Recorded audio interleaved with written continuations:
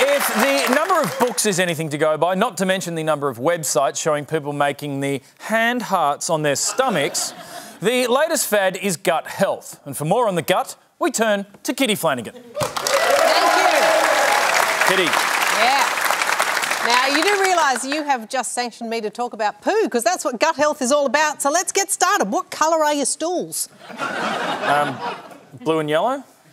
Wow, I was not expecting that. Hang on, not the ones in your kitchen, the ones you drop off in the dunny can. What colour are they? I'm not answering that. Oh, it doesn't matter. I can tell a lot about your gut health just by looking at your pasty, beady eyes, 5-day growth that never changes. Your system is sluggish.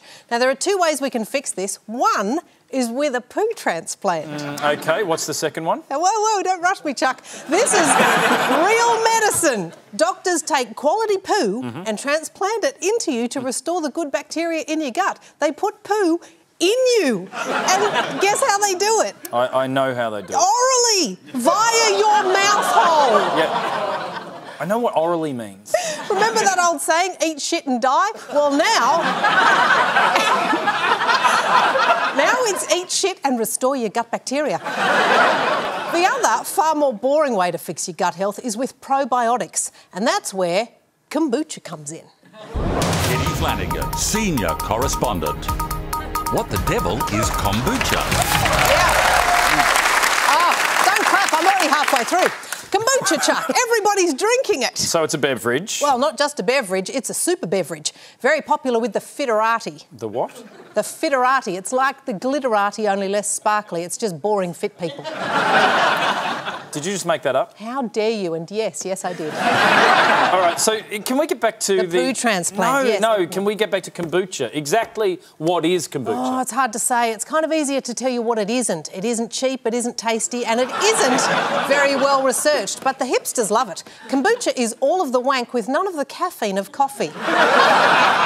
Yeah. So you're saying that it's a bit of a rort? Well, tomato, tomato. I say wank, you say rort. Same thing, I guess, and let that be a note to all the teenage boys at home rorting themselves stupid. Now, to understand kombucha, you need a crash course in biotics. You have probiotics and you have amidobiotics. The probiotics are the ones that have turned professional and are chasing the big bucks. That's why kombucha is so expensive. OK, so I am not a scientist, but I am 100% certain that is rubbish. And I still don't know what a super beverage is. Well, it's best described as a bacteria-laden brew. Right. And how is it worse described? Like green tea mixed with Vegemite and toilet water. You're really selling it. Well, essentially, it's a fermented tea-based beverage. I quite like it, but then I like anything that tastes like vinegar. Seriously, sometimes I eat so many pickles, I get the vinegar sweats. So it's not very popular? Oh, contraire, Charlene. In Australia, kombucha is now a multi-million-dollar industry, which is why I'm getting on board. I'm going to make my own version. And the first thing you need to make kombucha is a SCOBY, and this is a SCOBY. It's that thing there. SCOBY stands for Symbiotic Culture of Bacteria and Yeast. The only way you can get a SCOBY is from another SCOBY. SCOBYs beget SCOBYs beget SCOBYs. It's believed the very first SCOBY was brought into Australia by German backpackers in the 60s. That's true-ish. Tracing your SCOBY's lineage can be a fun activity for old people. It makes a nice change to them spending all day on Ancestry.com and then banging on about their distant cousin from County Cork who broke his foot off in a sheep one drunken night back in the 1800s. Fascinating.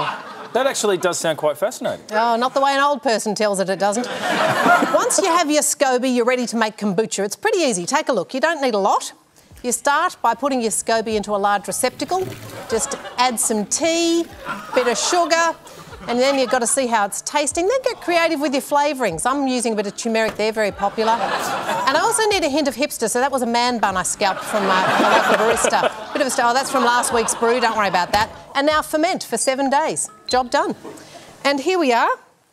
I've got some for you to taste. This is my own one. I'm calling it Probiotic Optimum Organics Juice. Right, You can try that if you like. I'm not sure you've thought that through there, Kitty.